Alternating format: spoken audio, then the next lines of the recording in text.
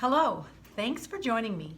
Today I'm going to read the story Big Al. It's written by Andrew Clements and illustrated by Yoshi. Big Al.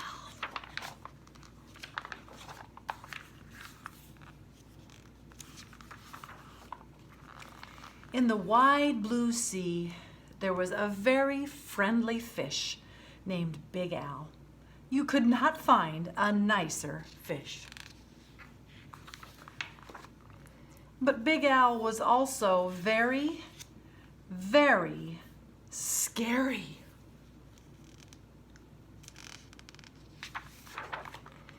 Other fish seemed to have at least one friend. Some had many, but Big Al had none.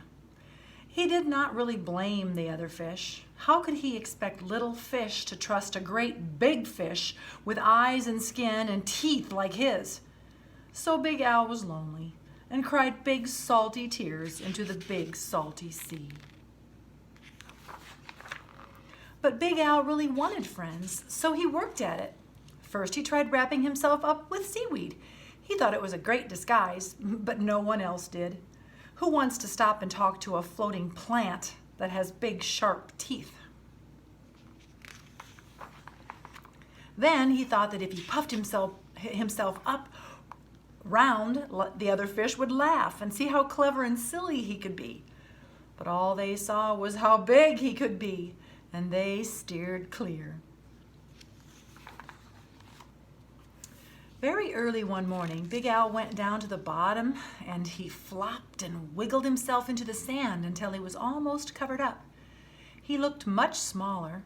When other fish came near, Big Al talked and joked with them and had a delightful time. But then one scratchy little grain of sand got stuck in his gills and he sneezed. When the clouds of sand cleared away, all the other fish were gone. Big Al even changed his color one day so he could look like he belonged to a school of tiny fish passing by. He bubbled along with them for a while, laughing and feeling like he was just one of the crowd. But he was so big and clumsy that when all the tiny fish started to the left and then quickly back to the right, Big Al just plowed straight ahead. He went bumping and thumping right into the little fish. Before he could even say, "Excuse me," they were all gone, and he was alone again, sadder than ever. Just when Big Al was starting to be sure that he would never have a single friend, something happened. He was floating along sadly, watching some of the smaller fish, and he was wishing they would come closer. As he watched, a net dropped down silently from above, and in an instant, they were caught.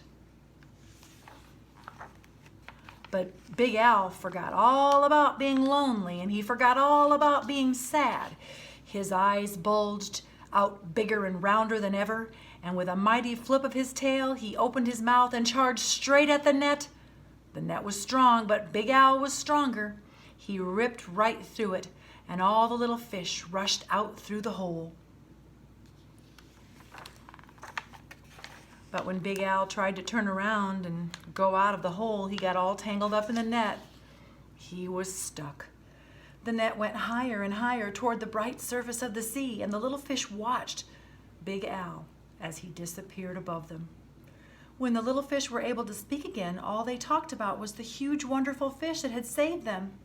How great to be free, but what a shame that the big fellow had been captured. Just then, there was a tremendous crash, a tremendous crashing splash above them, and the small fish dashed away. Was it the net again? Not at all. It was Big Al. Those fishermen took one look at him and threw him right back into the ocean. And now there is one huge, puffy, scary, fierce-looking fish in the sea who has more friends than anyone else. Big Al. The end.